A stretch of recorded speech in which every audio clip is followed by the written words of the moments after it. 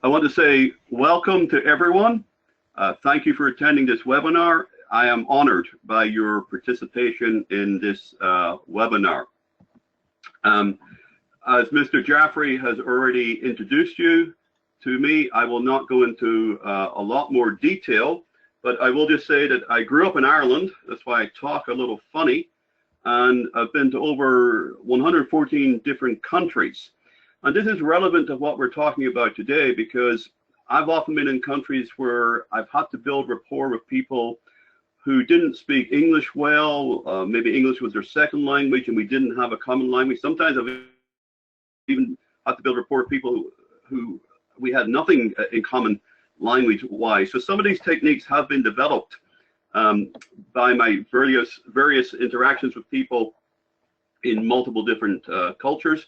In the introduction, Mr. Jaffrey did reference my ebook, and I do want to point out that this is one of the many sources for this webinar. Now, what we're going to look at first is the definition of social and rapport, and then we'll look at two brain circuits that greatly impact building rapport. Then we'll get into the actual techniques for building rapport with others. But first, it's important that we have a foundation laid on which to build. So this may seem like a strange question. What is the true meaning of the word social?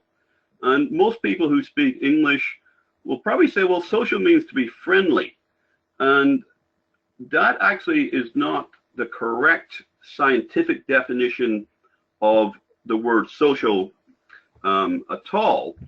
And in fact, the word social refers to people and other creatures for that matter, and it is an indication that we need each other in order to survive. So social creatures cannot survive by ourselves. We can only survive through cooperation and association with others. Also, social bonds that are necessary for survival usually begin with building rapport. So the first phase of developing social bonds, which again are necessary for survival, is the building of rapport. And that's what we're focusing on here today, how to build rapport with others. So as I've said already, social needs are survival needs. They're not optional. A lot of people say, well, I'm not very good at being social, so I'll just not be social. In the true sense of the word, social, we do need to be social in order to have successful business, a successful life, etc. Many neuroscience studies show that the brain equates social needs with the more basic survival needs. For example, being hungry and being socially rejected activate a similar neural response in the human brain. And keep in mind that being hungry is also about survival. One of the most basic things we need in order to survive is food. However, when we feel like we're being socially rejected, our brain responds in a very similar way as it does when we're hungry. So again, social needs are survival needs. Now that we've sort of briefly defined social, and I've said that building rapport is the first step to building further, deeper social bonds that are necessary, what does the rapport mean? Well, rapport means to have a mutually beneficial interaction with others that is characterized by harmony and trust that makes communication easier and much more effective. Now, coming to the two primitive brain circuits that greatly impact building rapport, but they don't just impact building rapport, that's what we're talking about today, they greatly impact our life in general.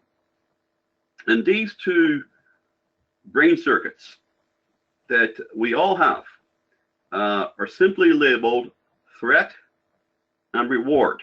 And interestingly enough, we're either in a threat response or a reward response. There's nothing in between, or there's no absence of one or the other of these two brain circuits. So right now, you're either in a threat response or you're in a reward response. Hopefully, you're in a reward response. It's my hope and desire that you find this presentation rewarding and helpful.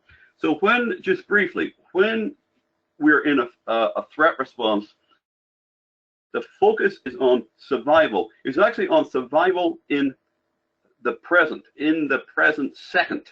So when we feel threatened, we go into this mode of, okay, I need to survive now. And this activates what we call the flight or fight response. And when we feel threatened and we're in the fight or flight response, there's a lot of stress, there's fear, and we have neuroendocrine changes. Now, that's just a fancy way of saying that our brain changes the hormones and other chemistry in our body. So when we feel threatened, the brain starts releasing different hormones to deal with fighting and fleeing.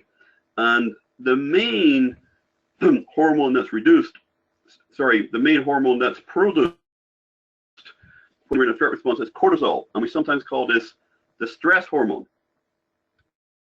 Now, on the other side, when we're in a reward mode, when the brain is in a reward mode, the focus is on thriving, or if you like, longer term survival.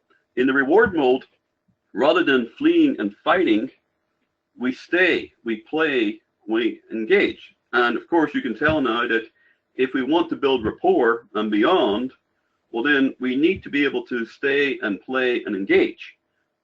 We can't really build rapport with people that are feeling like they need to either fight us or flee from us. So we definitely want to have the other party in a reward response versus a threat response. We also want ourselves to be, as much as possible, in a reward response when we're building rapport with others, because it's in the reward response that we trust. And in the reward response, one of the main neuroendocrine changes is an increase in what's both a hormone and a neurotransmitter. It's called oxytocin. Sometimes we call it the trust hormone. And it's very important that we have oxytocin present in our brains and in the brain of whoever it is we're trying to build rapport with. Because when oxytocin is present, we trust. If it's not present, we're not going to trust.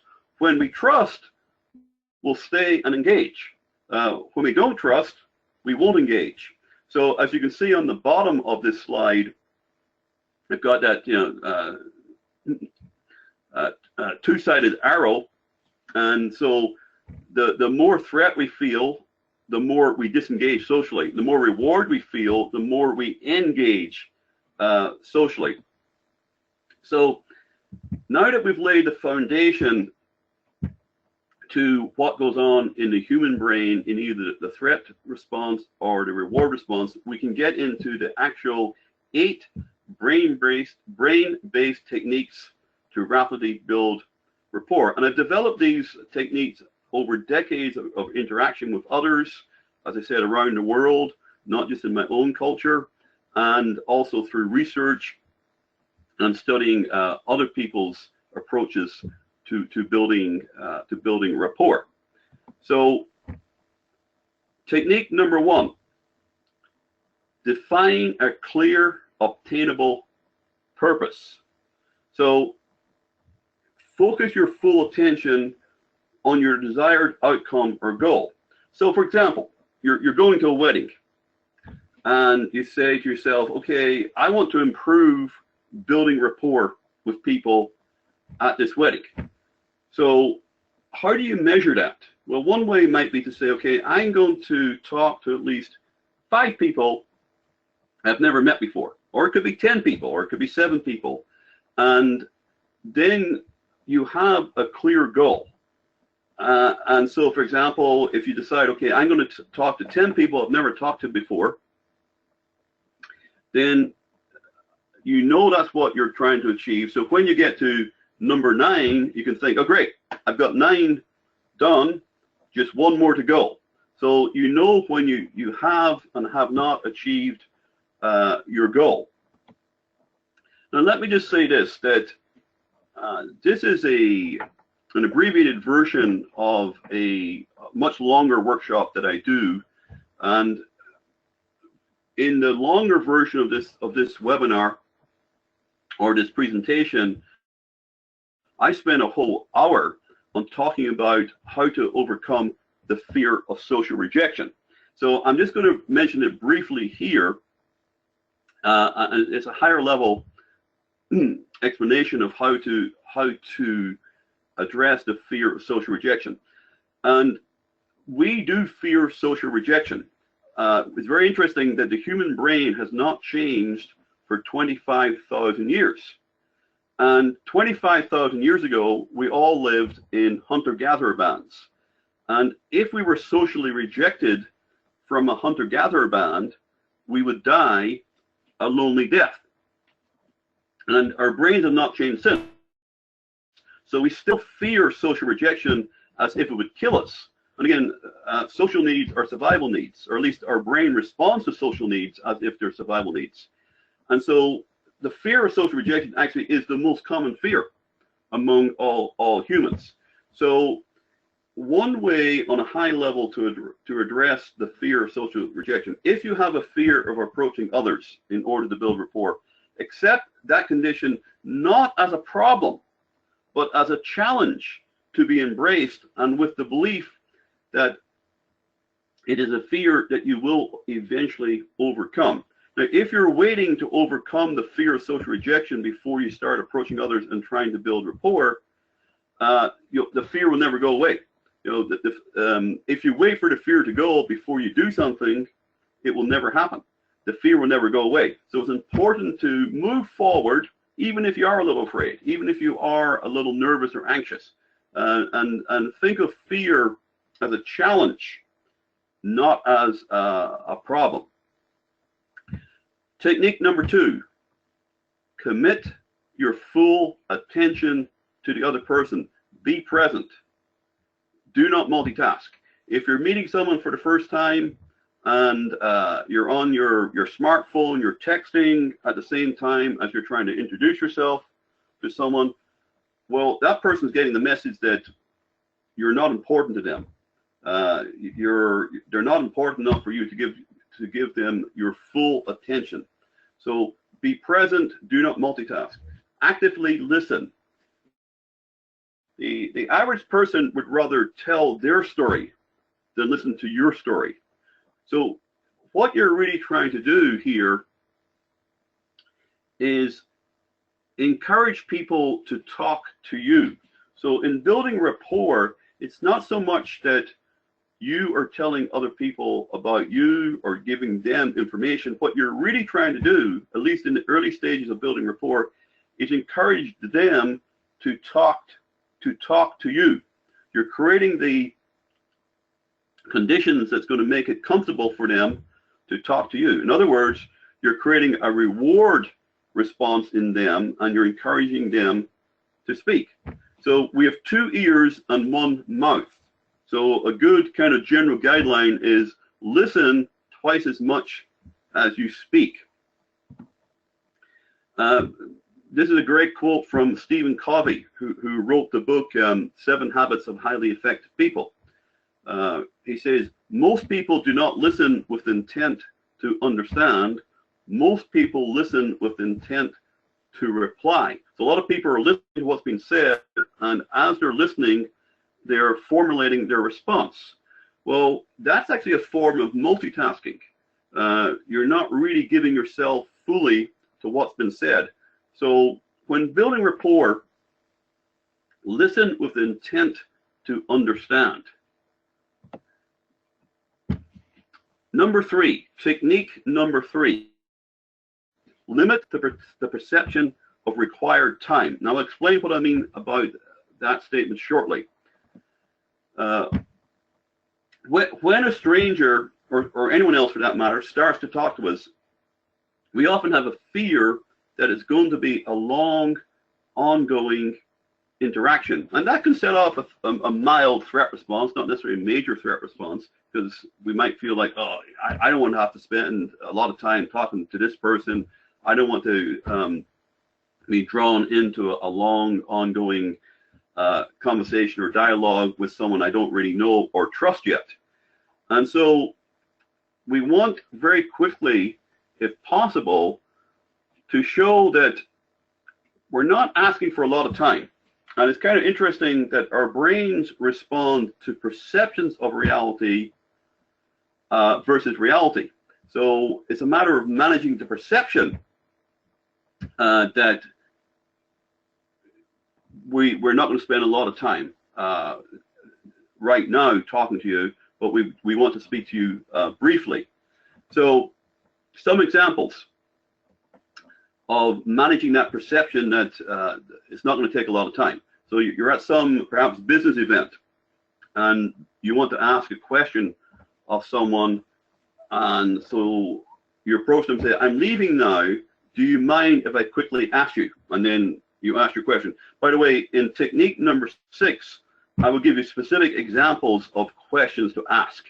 I'm just here in this technique, we're just talking about ways to manage that perception of time required. And we'll talk about the content of the questions in technique number 6. So maybe when you're phoning someone and you get them on the phone, you might say something like, I'm glad I caught you before my next meeting that starts in 3 minutes.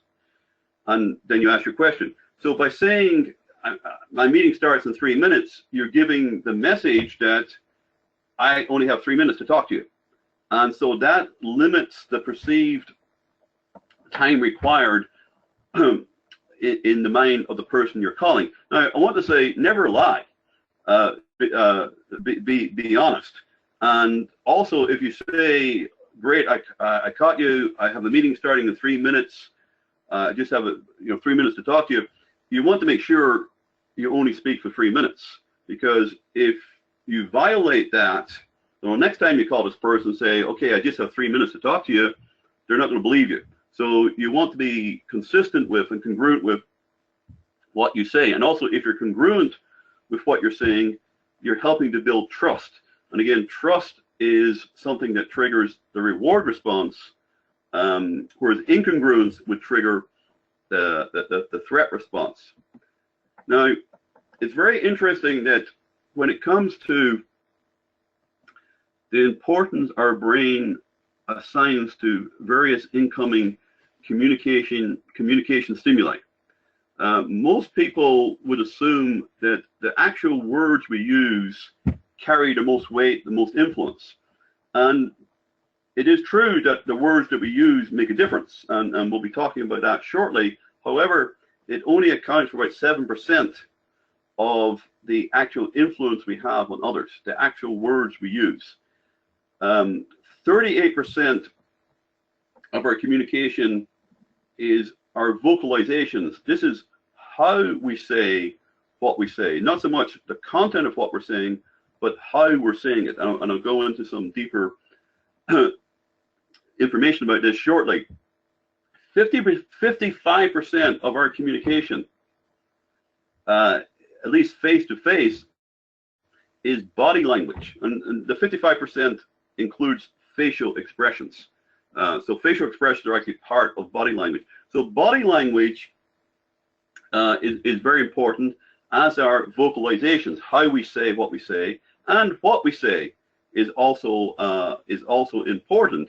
But in some ways, body language and vocalizations are much more important than the actual content of what we say. So technique number 4, display accepting body language. Body language creates dialogue between physiology and neurobiology. And quick note here, smiling is the most common and universally recognized gesture across all cultures. We all smile the same way.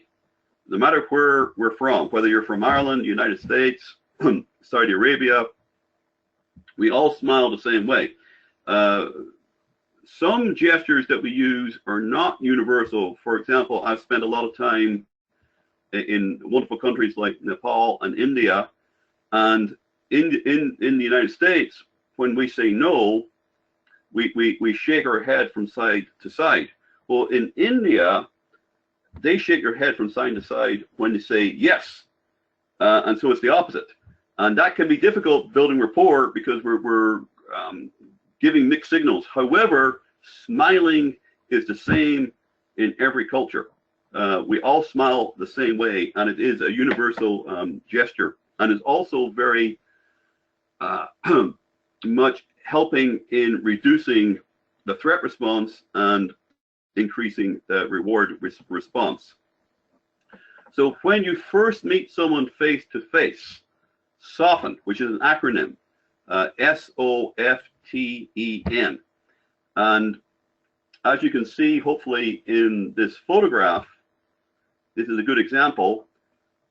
Smile at the other person. Have an open posture. Lean forward slightly. Touch. Typically, you're going to. It's going to be a handshake. It's going to be the touch. Make eye contact and nod.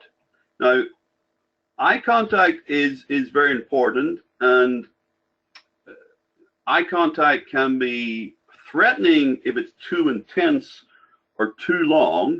So you want to make sure it's appropriate eye contact, and I'll say a little bit more about that shortly. By the way, the gentleman in the photograph, at least one of the two gentlemen, is Brian Mulroney, former Prime Minister of Canada, and I actually chose him for this photograph because I actually have met Mr. Mulroney, and when he met me, this is exactly what he did. He smiled, he had open posture, he leaned forward, he shook my hand, he made very good eye contact with me and nodded. I felt very safe and secure, and I felt like this was someone I could trust when I met him. So this is why I'm using his photograph, because he has got this down very well in how to greet people when they first meet. So just to say another few words about eye contact, it has a huge influence on social behavior. Not making eye contact can trigger a threat response. Granted, making eye contact that's too intense or too prolonged can set off a threat response, but most people are slow in making eye contact and will sometimes avoid making eye contact, and that can set off a threat response. So one way to train yourself to make eye contact with someone is when you meet them, look them in their eye briefly until you can tell the color of their eye. And that's usually just, within a second, you can tell the color of their eye. So you're meeting people and you're saying to yourself, okay, green, hazel, blue. But you have to look in the other person's eye in order to figure out what color their eyes are. But you can typically find out very quickly. So you've got clear eye contact in this technique, but it's not prolonged. And again, people feel much more comfortable with you when you do make that eye contact. Now, technique number 5, use calming vocalizations. And this accounts for 38% of the value or strength of our communication with others. So when you're talking to others, whether it's building rapport or even people that you have already built rapport with, typically you want to maintain a voice modulation and tone that is calm, and keep the speed of your speech steady and not too fast. It makes you sound more intelligent and confident, and importantly, less threatening. Nervous people, anxious people tend to speak more high-pitched and rapidly, and people who are nervous can actually cause other people to feel insecure and threatened. It's interesting that people who are trained to be professional hostage negotiators actually will slow down the negotiation process with the hostage taker because they know it's going to calm down the hostage taker. So slowing things down, not going too fast or being too loud is very helpful in building rapport. Again, in general, speak a little slower and a little lower than the people that you are talking to. Number 6, technique number 6, speak rewarding words. Now, this is about the actual words that you use.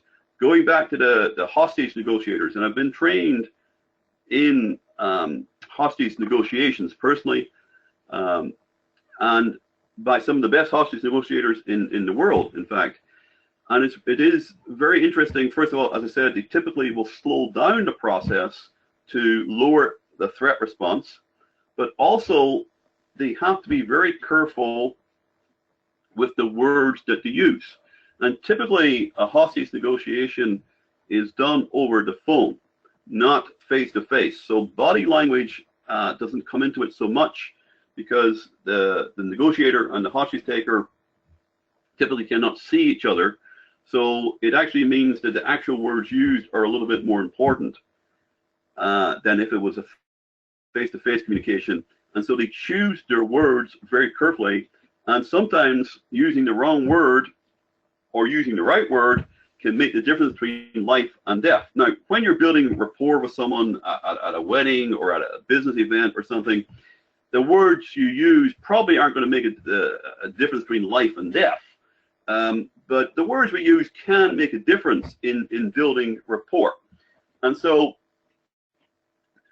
when it comes to icebreakers, these icebreakers are the first words you typically are going to use with someone when you're building rapport. You want to start with non-threatening, non-emotional questions or comments that don't ask for opinion or judgment to begin with.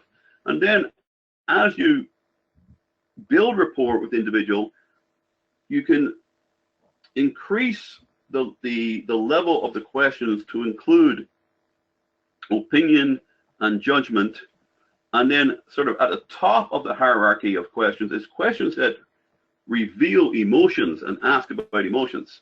So again, you want to start off with non-threatening, unemotional questions that don't ask for an opinion or judgment. So, for example, at a wedding, maybe you ask someone you have not met before, do you know the bride or the groom? And you think of it, if someone's at a wedding, if you don't know the bride or the groom, that is the future wife and husband, why would they be at the wedding? So it's a pretty safe question to ask, because almost definitely you know the bride or the groom. They may know both. Now, interesting enough, a question like, do you know the bride or the groom, is a little less threatening and a little safer than, how do you know the bride or the groom? Because asking, do you know the bride or the groom, for example, well, they can answer in a pretty brief manner, I know the bride, I know the groom. That's a pretty safe answer. That's not revealing a whole lot. Again, if they're at the wedding, well, then it's assumed they know one or the other or both. Asking, how do you know the bride or the groom, is a little deeper, because now you're asking for more information. So you probably want to start with, do you know the bride or the groom? And perhaps they say, well, I know the groom. And you have a sense that the person is relaxed and feeling comfortable. Then you might say, well, how do you know the bride or the groom? So again, you're starting with the least threatening questions and building up. Another example is maybe if you're at a network event, maybe ask, did you come far to get here? It's a fairly safe question. And this is sort of a yes or no answer, or at least a possibility. You could say, yes, I came far, or no, I didn't. So it's a fairly safe question to ask. It's not, you're not asking for any real personal information. Now, once you started to establish the rapport with someone, you may want to increase the power of the questions that gets a little bit more information, and now perhaps you're going to ask for an opinion or judgment, but it's still going to be safe.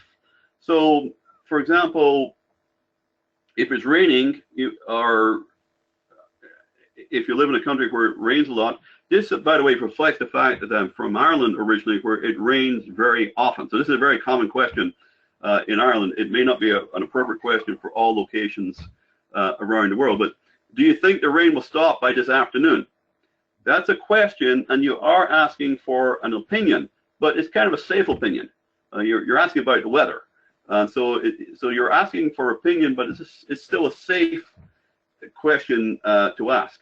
And you're building up then to the highest level of questions that involve strong emotion. So the highest level of questions would be, for example, asking the parent of a bride, how much will you miss your daughter now that she's married? Now, if you're going to ask the parent of a bride this question, this is probably beyond building rapport. You know, you wouldn't want to ask this question typically if you've just met someone 3 minutes ago. This would be beyond basic rapport building if you get to that level of questioning typically. I also want to point out that you do not need a new and different icebreaker question for each individual you approach. You really only need one. And this has been very helpful for a lot of my clients that I coach directly, who may be attempting to increase their rapport building skills. And typically when they work with me, they are able to increase and improve their rapport building skills. But years ago, one of my clients said to me, he said that, well, I'm okay when I go to a business event asking one person a question. But if I want to talk to 10, 15, 20 different people, I have to find a different question to ask each person. And that's what is difficult for me. And I pointed out to them, actually, no, you don't need a different icebreaker question for each individual you approach. You only need one. So for example, going back to the wedding scenario, you're at a wedding and you want to build rapport with 15 different people that you've never met before. Well, you can ask them all the same question. Do you know the bride or the groom? Would be one possibility. And you don't need a different question each time. And the more often you ask that same one question, the more relaxed and confident you will be, because you're getting used to asking that question of other people. And you might say, well, what if someone else hears me ask the same question I asked them? There's nothing wrong with that. It's a perfectly okay question to ask multiple people at a wedding. So what I recommend to people is that if you're going to practice building rapport at a particular event, come up with one question that you're going to ask everyone that you meet. It makes it easier. You don't have to be thinking of a new question each time. You just repeat your one question. Not to the same person. You're repeating the same question each time to a different person, but it's the same question. A lot of my clients have told me this is a very helpful little technique here of just having the one question to ask multiple different people. Now, we want to avoid, when building rapport, potentially threatening language. And in English and some other languages that I'm familiar with, the word why, although strictly speaking is not a threatening question, can come across as kind of threatening and almost attacking. And again, it goes to vocalization to some extent. If you say, why? Well, that can sound a little threatening, a little abrupt, or you can say, why?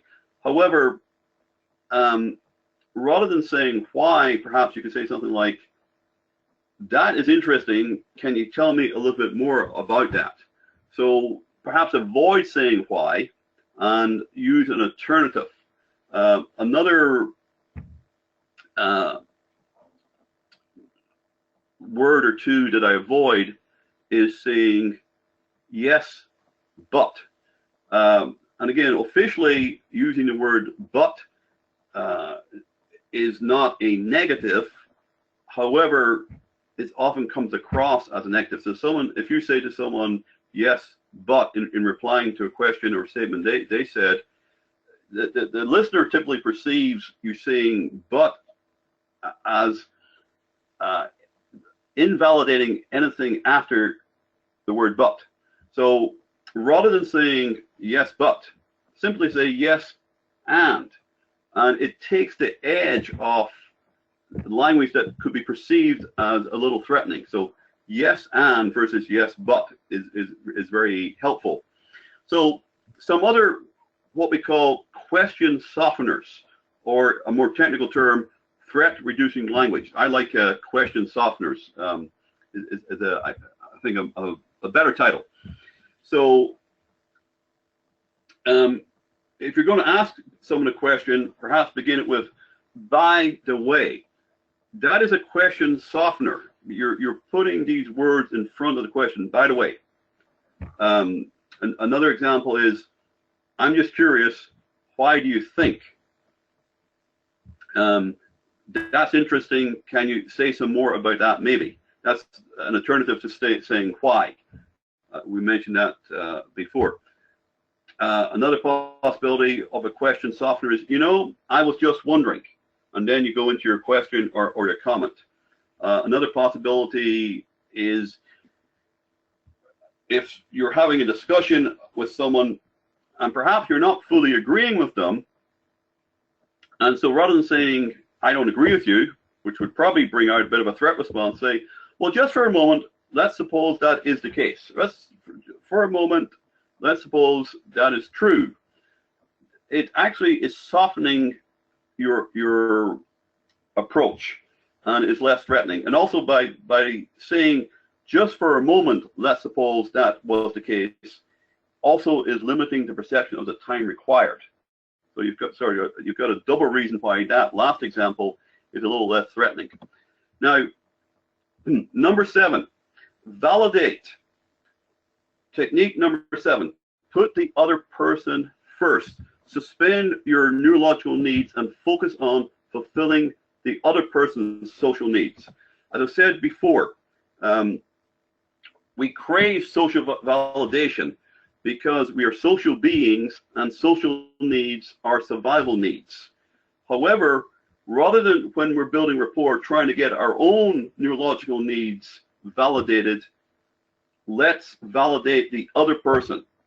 And it's going to trigger their reward response.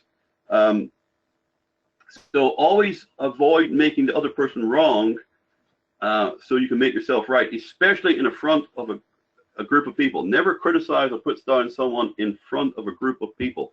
That's worse than putting them down privately. And you probably want, if you're building rapport with people, you want to avoid putting them down or telling them they're wrong in private. But you definitely want to avoid telling people they're wrong in front of a group of people. Now, this also overlaps with technique number 2. But again, some of the ways to validate are commit your full attention and actively listen. Address the other person by their name or title if more appropriate, soon and often. Most people would rather tell their own story than listen to your story. We've mentioned that before. Some examples of validating statements are, I'm sorry that happened to you. That's validating with empathy. So maybe you're talking to someone and you happen to mention, oh, I was in a car accident last year. Oh, I'm sorry that happened to you. That validates with empathy. Another possibility for validating, this would be validating behavior. I liked how you designed that. I wish I had your skills. Maybe someone tells you a story about how they kept their cool in a difficult situation. Say, well, I'm impressed with how you kept your cool. during that situation. That's validating by emotion. Another possibility, if you were to say, I would never have thought about that, your insight is so interesting. You're validating their intellect.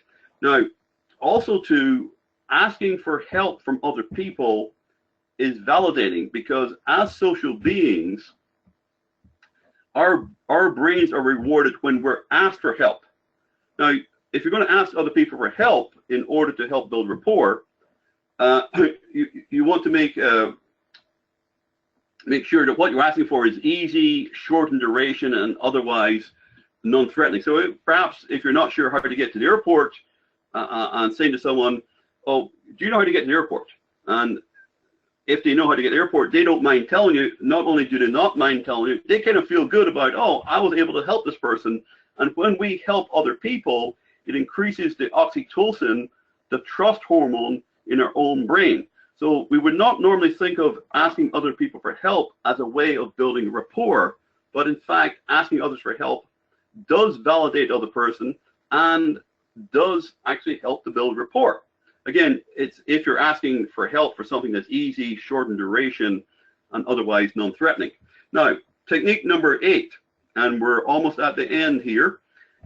Project humble confidence, not passive, not aggressive. People who are perceived as not being confident and having self-doubts raise suspicions that can trigger a threat response in others. On the other hand, arrogance, people who are arrogant, can also set off a neurological threat response in others. So you want to be, again, confident but humble, and that can greatly help you build rapport with other people. So just to recap, a quick recap of the 8 techniques to rapidly build rapport with others. First, define a clear, obtainable purpose. Second, commit your full attention. Third, limit the perception of required time. 4, display accepting body language. 5, use calming vocalizations. 6, speak rewarding words. 7, validate. Put the other person first. 8, project humble confidence, not passive, not aggressive. And if you add a little appropriate humor to all of these techniques, it makes it even more effective. And with that, I want to say thank you again for your participation in the webinar. And if there are any questions, I am very open and will be delighted to answer them to the best of my ability. Well, thank you very much. And folks, we are open for Q&A. If you have any questions, you could either insert it in the question box, or you could equally raise your hand. There's a hand icon available on the webinar console, so please click on it if you want to speak directly to Mr. Jordan. So let me go to the question box. There are a couple of them already posted. First one, are more educated people usually better at building a rapport, less than the educated people? Great question, and interestingly, in my experience, very educated people are typically not that good about building rapport. And there's more than one kind of intelligence. There's what we call the IQ, or what we normally think of as intelligence. And people who are very educated typically have a high IQ, even above average IQ. However, there's also what we call emotional intelligence and social intelligence, and they're not the same thing. So people with a high IQ, that would be more academic type of intelligence, are often lacking in social intelligence and emotional intelligence. Some of the people that I know personally who can most easily and most naturally build rapport with others have very little formal education. And so education and ability to build rapport don't necessarily go hand in hand. What might be some other questions? Well, thank you very much. Another one, are there any cultural differences in how we build rapport? They are definitely differences, cultural differences in how we build rapport. However, in all cultures, we build rapport. So if the question were, do some cultures not build rapport? The answer would be no. All cultures build rapport with members of their own culture, but it is true that we do it differently to some extent in different cultures. So, for example, I mentioned having met the former Prime Minister of Canada, Brian Mulroney, and he shook my hand. And well, in some cultures, it may not be appropriate to shake hands. Definitely, the way I build rapport in Japan, I have lived in Japan, and the way I build rapport, say in Brazil, I do business in Brazil, is very different. And I do need to be culturally sensitive to the differences. Now, again, in both Japan, Brazil, I'm building rapport, but I'm being culturally sensitive. And it is important to know what is culturally acceptable and what isn't culturally acceptable. So that's a very good question. But again, in all cultures, people build rapport, maybe a little bit differently, but they are building rapport with each other. And it's kind of fun to try and figure out, how do I build rapport in this culture versus some other culture? I have a lot of fun with doing that, and I've been largely successful in being able to build rapport in different ways with different people from multiple different cultures. Okay. Not sure if there are any more questions. Yes, in the eye contact, in your view, what is the most important thing? Is it to look continuously into your opponent's eyes, or just a quick glare would suffice? A quick glance, a quick, short glance that's not intense, relaxed. When in doubt, don't stare for too long. Now, again, as I said earlier, most people who can improve in this area aren't making eye contact enough. So yes, you can overdo it, but more often than not, the issue is people aren't doing it enough or not making eye contact. So a brief glance into someone's eyes, like I said, if you determine I'm going to figure out the color of their eyes, that's usually long enough. But you can usually tell someone's eye color within a second. And that's a good guideline as to how long to look into their eyes, just long enough to determine the color of their eyes. And it is true that a prolonged eye contact could set off a bit of a threat response. What else do we have? There's a supplementary on the eye contact. How do you recommend an eye contact should be established with an opposite sex? Well, this a good question.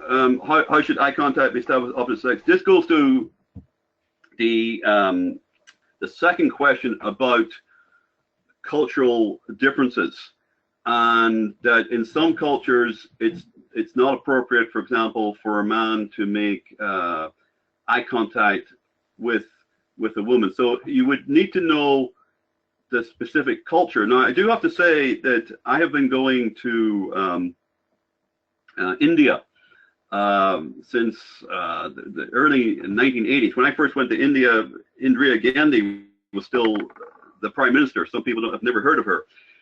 It's that long ago, and I've noticed that some of the things that were culturally inappropriate in the 1980s, when I first went to India, are no longer culturally inappropriate. So not only is there variation from culture to culture, it changes over time. So, for example, in India, in 30, 40 years ago, you would never address someone just by their first name. You'd always have an honorific title as well as the first name. The last time I spoke in India, just a couple of years ago, I was amazed at how many people would address each other with just their first name. So what was true culturally 10, 20, 30 years ago is not necessarily true anymore. But again, it gets to know the culture that you're in and be appropriate. And if it's not culturally acceptable to make eye contact with members of the opposite sex, don't make eye contact with members of the opposite sex. But just because it was inappropriate 20, 30 years ago does not necessarily mean it's still appropriate today. Okay, thank you very much. That really brings us towards the end of the webinar, Mr. Jordan. Any quick concluding remarks that you would like to give before we dismiss that? Well, I want to say to the audience, again, thank you for your participation in the webinar. I'm truly honored by you taking time out of your busy schedule and participating in this webinar. Thank you very, very much. And thank you very much indeed. I really want to thank you on behalf of the Madinah Institute for Leadership and Entrepreneurship for taking the time to deliver this live webinar on this virtual platform. So thank you very much. And thank you all of those who attended this webinar. We are recording it, so please stay tuned to webinar.mile.org to learn about our upcoming programs and webinars, and equally to access the recorded version. With that note, we'd like to conclude. So you all have a good day, good afternoon, good evening, wherever you're calling from. Assalamu alaikum wa rahmatullahi wa barakatuh. Thank you very much.